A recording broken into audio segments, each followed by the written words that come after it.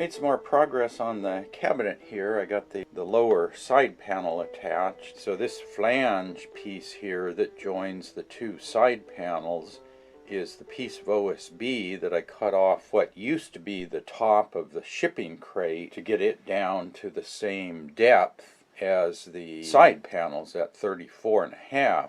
The bottom shelf will fit in here. I've got the two battens on the wall. I don't know if you can see those there. The bottom shelf will go in on top of the two battens, and then it'll screw into the 2x2 that I have along the bottom. This morning we got the middle shelf battens on the wall, and then just for a test fit I took what's going to be the middle shelf, which was the bottom of the shipping crate, and it slides into place, fits in there really snug. Okay, there we go, YouTube. Got the bulk of the cabinet put together. So I got the middle shelf there, and then the bottom shelf.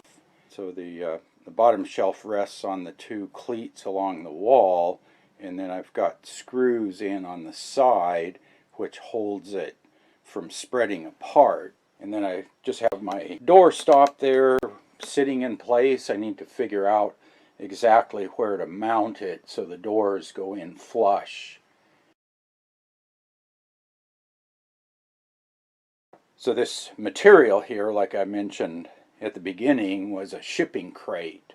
So it's just made up out of sheets of pre-cut OSB, and then these wooden stiffeners are glued and stapled onto it, but it's not constructed like fine furniture by any means. So what I found was the panels that I'm using for the doors are not really square, and they're not finished really good on the edges. So what I had to do, like this edge here, that edge is pretty good on this one, but on some of the door panels the center piece was sticking out farther than the pieces that ran back and forth, the long side pieces. So I had to basically plane everything smooth on both sides to be able to get it to fit up there.